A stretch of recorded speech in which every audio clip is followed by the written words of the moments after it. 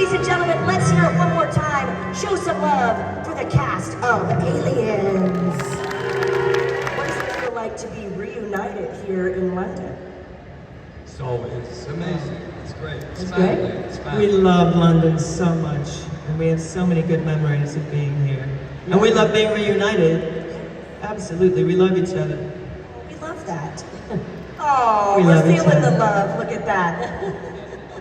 Jeanette, you're no stranger to these Comic Cons, but what is it like to be back with your buddies? Oh, it's fantastic. I mean, we all went to drama school here in England, and we, did the film, and it's always great to come back. I mean, English fans, Welsh fans, Scottish fans, Irish fans, they're fantastic. They're the best. Yes. And we recognize some of you from other cons as well. Don't think we don't. We recognize you. Now, Aliens, as you can see, spans the globe. There's new generations watching the film's franchise. But if we can talk for a moment about the brilliant James Cameron. Now, if I'm a fangirl specifically for Jenette, being the biggest Titanic fan in the world, can we go down the line and can you share your thoughts on working with James Cameron? He is not as scary as his reputation is. Only if you are lazy or incompetent. Then, of course, he has no patience, but he Or is... ad-lib too much. No, he's a genius. I mean, he's that kid, like many of you, who scribbled on his, school book, and drew different types of weapons and machines and, cars, and, became he was a truck driver, came from a little town in Canada, and worked in low-budget films and painted and worked his way up and wrote things. I mean, he's, one of us, and you can see his genius on the screen. Yeah. I think he's a man of destiny. As a fellow Canadian, we're mutually proud of each other's achievements, but Jim is a visionary, and his skill sets and his obsession with his art is hugely inspiring. Any of the top directors, I think any of us will agree, if you work with great creators, they're obsessed and they know everything. And I've never worked with a greater director than James Cameron in every respect. And he could be very tough on you. I had a couple of scenes where it was very possible to mess up. For instance, when I was grabbed by the alien, I fell off this prop that we had, this large teeter-totter seesaw thing. I fell off multiple times, and he would yell at me, but then he'd always, the next day, come up and hit me in the ribs and crack a joke, and just letting me know it's cool, we're all right, don't take it seriously.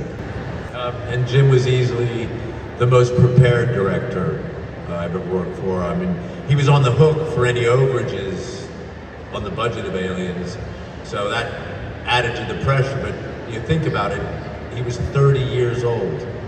30 years old with a multi-million-dollar responsibility, and I think it's his best movie.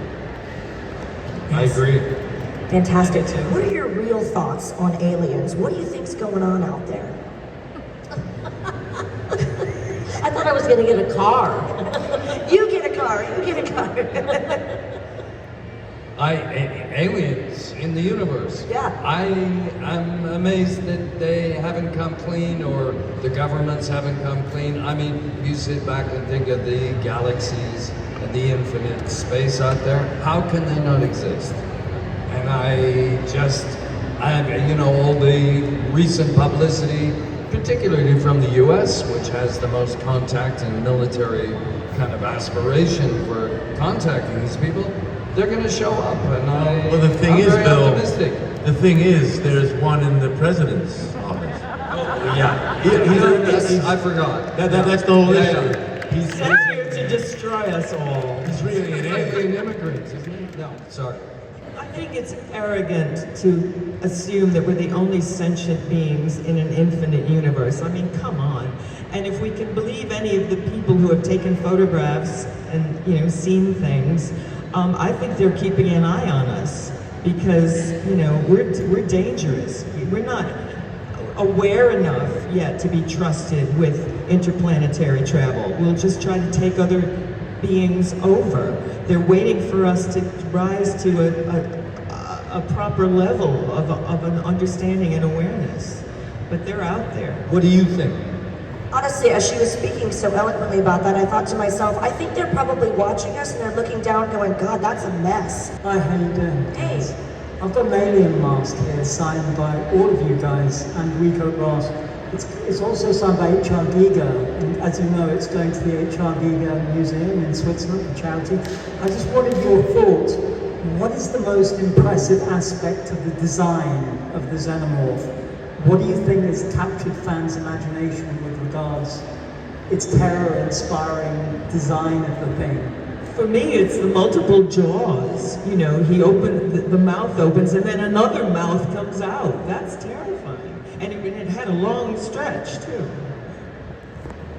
Well, it's, if you look at Giger's, sorry, I'm going to pronounce it correctly, his drawings, it's always it's a mixture of the mechanic and the organic and the sexual. It has a lot to do with the body horror and birth, childbirth and genitalia, and it's a thing that nightmares are made of, and it certainly has captured everybody's imagination, and I'm sure it lives in your nightmares. It sure does. Jim expanded upon Giger's original designs as well. He took the alien and took it further.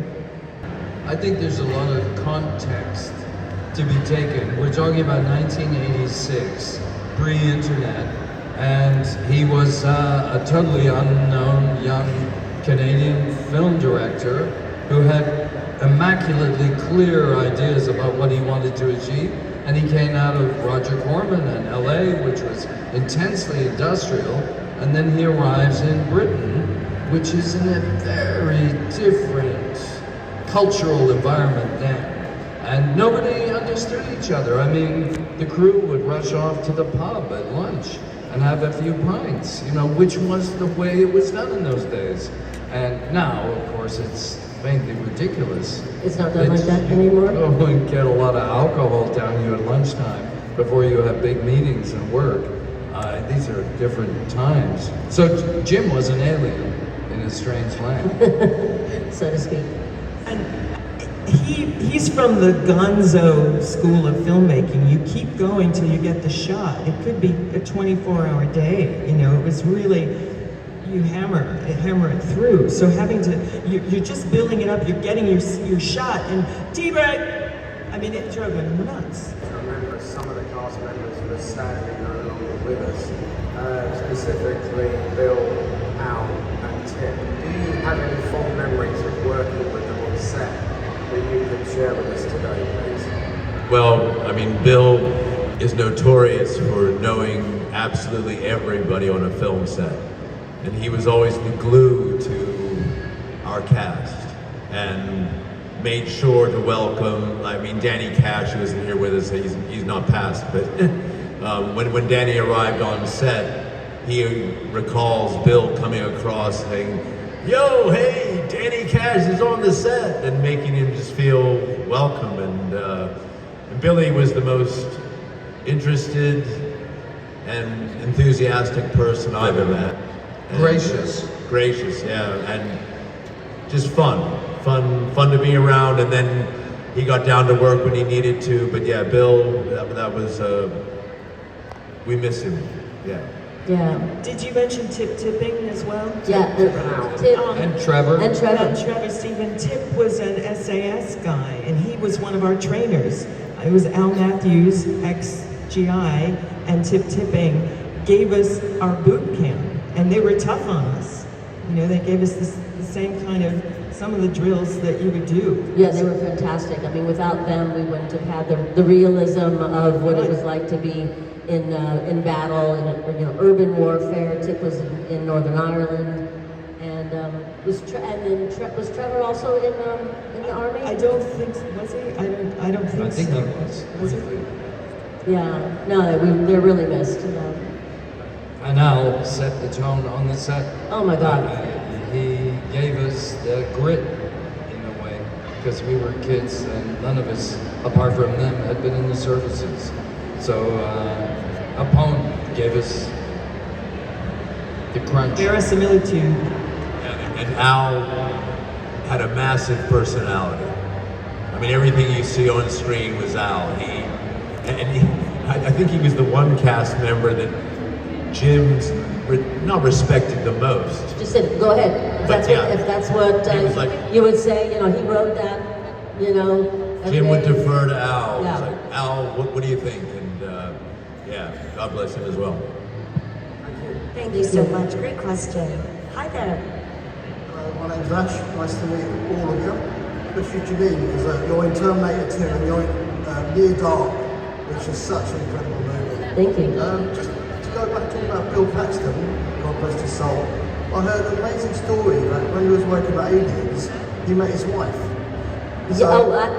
Actually, before Aliens, and he was working on, what's it called, Lords of Discipline? Lords of Discipline, Michael Biehn and Billy, and he met his wife on that. Yeah, so he did meet her in England. He was on a bus and he saw her and he kind of got off and ran after her or something. That's right, because I met one of the guys who worked on your colonial uniforms and he told me that he saw a beautiful woman getting on the bus and he ran after her and he had a lovely chat with her and they got married. Yeah, Louise, yeah.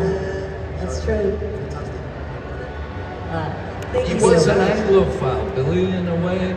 For some reason, we all found ourselves here Yeah, in when England. we went back to the United States for the premiere, he would, you know, have us over to his apartment and show us around, and you know, because we all were living here, and he, you know, he's just a generous, great person.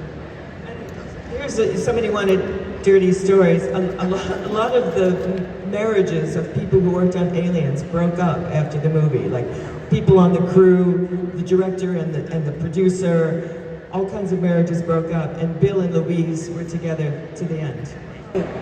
Hi guys, how you doing? Thanks for joining us all. I just wanted to ask you the question about your unfortunate demises on screen. The big question is for Mr. Private Drake. Can you talk us through this stunt? Because I know a lot went into your stunt demise during the film. Yeah, it was an amazing introduction to action filmmaking. I had, you know, they had to make a bust of my head in order to create the death appliance. But then I had tubes running up my leg, up my vest, underneath the appliance, and all these things wouldn't happen in today's world. There were 3 chemicals. One bubbled, one fizzed, and one smoked, and they were water activated. I had a live flamethrower that shot flame 25 yards, and I had to hold my breath during the entire stunt, as well as firing the flamethrower at the director and DP, and then falling amongst some flame bars, and then waiting for guys that were bigger than me to lift me up and stick me in front of a helicopter fan to blow the thing away. I mean, a little bit of pressure. Did they teach you that in drama school? What's that? They teach you that in drama school, how to... Oh yeah. Oh yeah, absolutely. Totally prepared for that. Chemical drills. Little bit of danger. How many takes did that? 2. 2 takes? Yeah, with the first take was great, except that as I turned toward Jim Cameron, who was behind an inch-thick piece of plexiglass, instinctually, I shot the flame slightly above them, because, you know, you don't fire stuff at people. And then Jim was like, hey, that's good, but Mark, right down the lens. And the next time you watch the film, you'll see the actual flamethrower on the lens creates a flare, and Jim, genius that he is, he used that as a cutaway to Jenette and Michael at the APC. So it's, I mean, Jim, every single detail is considered. The maximum impact. Thank you. Just another day at the office for Mark. Flamethrowers and love it. Good morning. My question is for Mr. Rolston. You voiced both Norman Osborn and Lex Luthor, 2 famous comic book characters and biggest villains in superhero history. And you're obviously going to become Green Goblin in Spider-Man 3 video game. I believe so. But if you had a chance to play one of these characters in live action, who would you play? I hate to disappoint, but I can't say anything about a Spider-Man 3. But, you know, transforming into a goblin would be way cool. So I know the game is slated to be released perhaps by the end of 2027. So you'll just have to wait and see. Well, stay tuned. Can't say anything more because I got into trouble recently. Non-disclosure agreements. No, they're real. But if it was live action, if you played the I would love to. which one? Which one? I would do Goblin. Okay. Because I want to fly on a glider. Thank you. Thank you so much. Hey there. So one of the many fascinating aspects of the Alien franchise and the storytelling is how it engages with artificial intelligence and synths, thinking of course about Rook, Bishop, and then later David. How aware were you at the time when this was filmed that this was a sort of key component going forward, and obviously thinking more recently about the development of AI? How important do you think that is for the Alien franchise and its storytelling? Jim screened The Terminator for us privately at Pinewood, and I was terrified because it really made sense to me that if machines took over, we'd be dead because we're in the way. And with all this AI business now, and they're jumping out of their controls and hacking where they shouldn't be hacking, and nobody seems to be in charge, I feel like saying, didn't anybody see The Terminator? It was prescient. It told us what's going to happen if they're unregulated. Yeah, in fact, the Chinese had a robot games just yesterday, and apparently the robot smashed the world record in the 100 meters and a mile, I think it was, yeah. So they'll track you down. It's scary, yeah. I'm gonna throw a spanner in the works. I think it's programming. I think we gotta keep our eyes on the algorithms. And it's the terrifying thing is projecting a reality of a person and a conscious entity forming a relationship with what is essentially a program. And it's up to us to distinguish the difference, even though it's very tempting to have all the right answers come back at you. Do you love me? Yes. Do you think I'm marvelous? Yes. We've got to be careful about this stuff. But even so, the whole notion of an android, a perfect, seamless android, has been around in literature for mid-20th century. It's a fascinating idea. I love it. Yeah, I mean, and my wife has a new boyfriend. She's in love with Claude. What? Love with Careful what you wish for.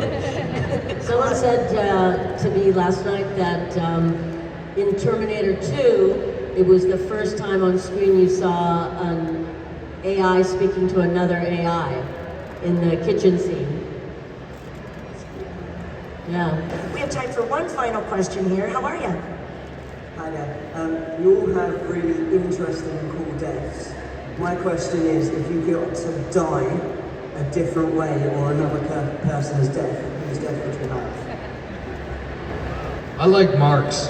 It's just so stylish and cool and heroic and virtuoso with that flamethrower and the chemicals. I think it's amazing what he did. I like Jenette's and Bill's death because they reconciled, you know, the asshole was forgiven. And, you know, it's self-sacrifice, and I thought that was very delightful and charming. I liked Rico Ross's death. All right, yeah, tumbling into And trust, Rico freely says, like, he said to Jim, hey Jim, like, you can't kill the brother. Like, why is the brother always the first one to die? But you think about it, like, that stunt was amazing, you know? Full flame, over a rail. I'd do that. Well, he said he wanted to do his own stunt, and then he watched what the stunt was, and he said, well, that's okay. That's all right, we'll leave it to the guy. Not to speak of Billy Paxton going down through the floor, and that's was a great amazing. It was. We did that a few times. He was incredible. It looked just as good, even more convincing on the set as it does in the movie. Thank you so much. Only at Comic-Con can we end on a question about cool deaths. You know, that's what I love about these. Well, you guys, thank you so much for being here. The good news is they'll be with us for the rest of the day. Go get your questions asked, get a photo, get an autograph, because aliens will live on forever, and we thank you for the memories very much. Oh, thank you. Thank you. Thank you Please so give it much. up. Let's hear it for Mark, Cynthia, William, Jenette, the cast of Aliens.